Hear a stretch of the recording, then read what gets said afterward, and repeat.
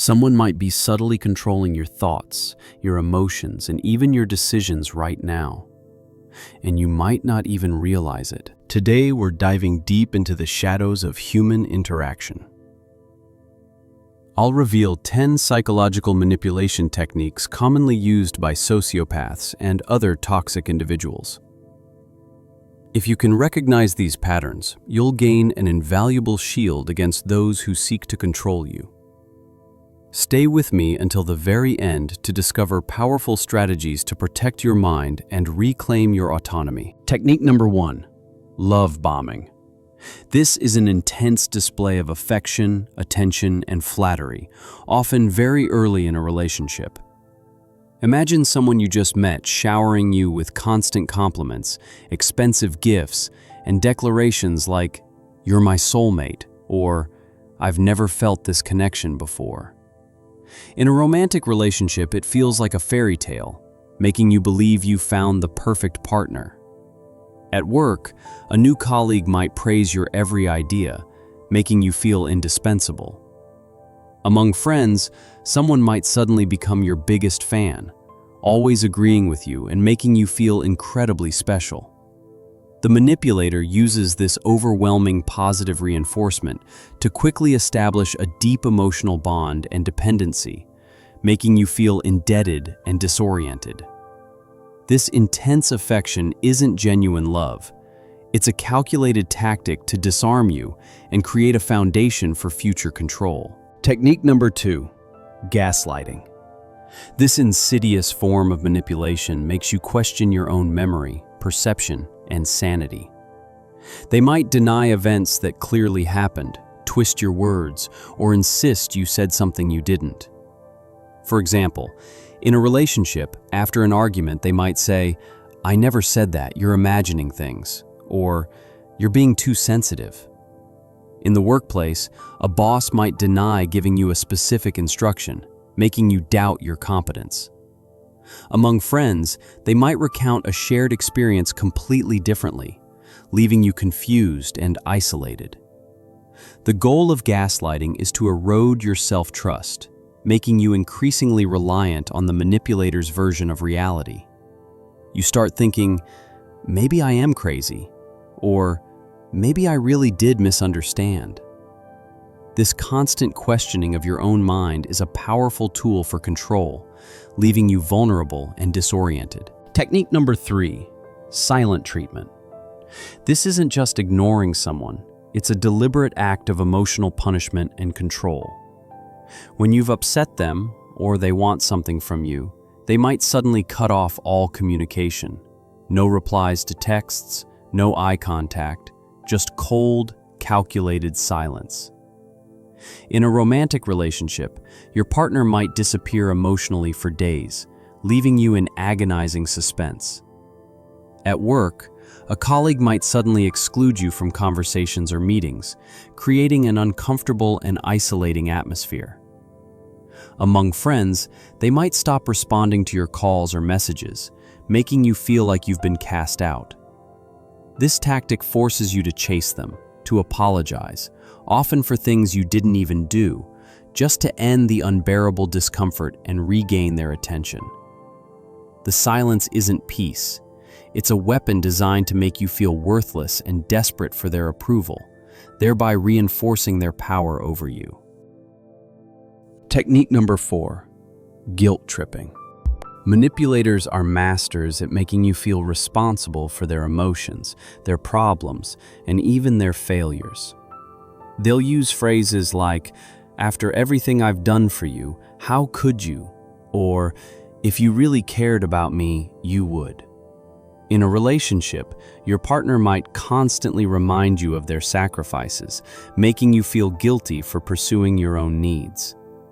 At work, a manager might imply that your refusal to work overtime will jeopardize the entire team's success, making you feel personally responsible. Among friends, they might recount past favors, subtly pressuring you into doing something you don't want to do. This tactic burdens you with their emotional baggage, making you feel perpetually indebted and obligated to meet their demands. You start carrying their emotions like a heavy weight, believing that their happiness or well-being is solely your responsibility. But remember, their choices and feelings are ultimately their own, not yours to fix or carry. Technique number 5, triangulation. This is when a manipulator brings a third person into a conflict or conversation, not to resolve it, but to create division and control. They might say, "Everyone thinks you're the problem," or "Even your friend agrees with me on this." In a relationship, they might constantly compare you to an ex or a mutual friend, making you feel insecure and competitive. At work, a colleague might spread rumors or pit team members against each other, creating a toxic environment where everyone is vying for approval. Among friends, they might relay distorted messages between you and another friend, causing misunderstandings and distrust. The manipulator thrives on this chaos, positioning themselves as the central figure, the one whose approval everyone seeks. When someone makes you compete for their attention or validates their narrative through a third party, you're already trapped in their game, distracted from the real issue and their manipulative behavior. Technique number 6, playing victim. When confronted about their behavior, manipulators often flip the script, suddenly becoming the most hurt and aggrieved party. They might burst into tears, act utterly broken, or exclaim, "You're attacking me," or "Why are you always so mean to me?" In a relationship, if you tried to discuss their hurtful actions, they might collapse into a dramatic display of self-pity, making you feel like the aggressor. At work, if you point out a mistake, they might claim you're targeting them or that they're being unfairly singled out. Among friends, if you express discomfort with their actions, they might portray themselves as misunderstood and persecuted. This tactic is designed to deflect blame and avoid accountability. Suddenly, you're no longer holding them responsible. You're comforting them, apologizing, and reassuring them. Their pain becomes the central narrative, and their original problematic behavior conveniently disappears into the background, leaving you feeling confused and guilty. Technique number 7, future faking. This is a powerful illusion where manipulators promise a grand, perfect future that never materializes. They paint vivid pictures of shared dreams, exotic trips, a beautiful home, marriage, or immense success. In a romantic relationship, they might talk endlessly about your future together, making elaborate plans for a life they have no intention of building. At work, a boss might promise promotions, raises, or exciting new projects that are always just around the corner, keeping you motivated but unrewarded. Among friends, they might constantly suggest grand adventures or business ventures that never move beyond the planning stage. The beautiful future they describe is merely bait, a carrot on a stick designed to keep you invested, hopeful, and compliant in the present. Their actions in the present never align with their lofty promises, but the hope of that future keeps you from seeing the reality of their current behavior and from leaving the situation. Technique number 8, constant criticism. Nothing you do is ever quite good enough for the manipulator. They will relentlessly pick apart your appearance, your intelligence, your opinions, your work, and even your personality. In a relationship, they might constantly point out your flaws, saying things like, "You're always so messy," or "You never say the right thing." At work, a colleague or superior might nitpick every detail of your projects, making you feel incompetent and undervalued. Among friends, they might make backhanded compliments or subtle jabs that undermine your confidence in social settings. This constant barrage of negativity is designed to systematically erode your self-esteem and self-worth. Slowly, you start internalizing their voice, believing their criticisms more than your own judgment. Their criticism isn't about helping you improve. It's a calculated tool to destroy your confidence, make you feel small, and control how you see yourself, making you easier to manipulate. Technique number 9, withholding information. Manipulators don't always resort to outright lies. Sometimes, the most effective control comes from simply not telling you everything. They strategically omit crucial details, hide messages, or give you only half of the story, knowing that incomplete information can be just as disorienting as false information. In a relationship, they might conveniently forget to mention a significant past event or a conversation they had with someone else.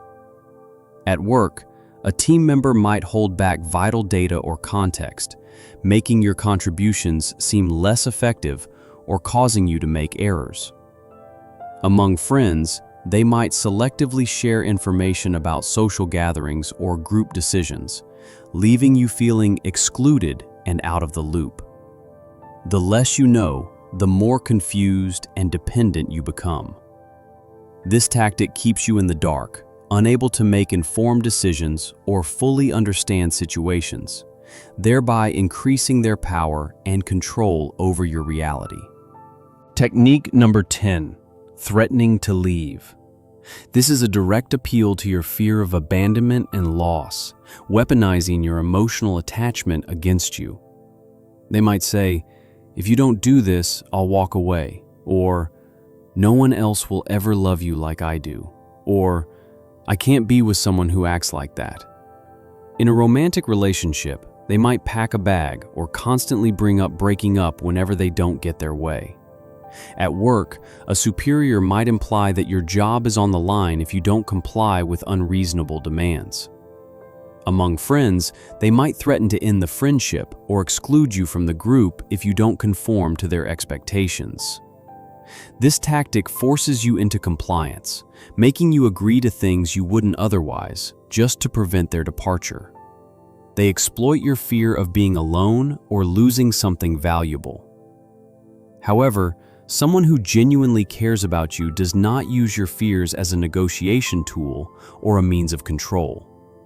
Now that you're aware of these tactics, how do you protect yourself and break free from manipulative cycles?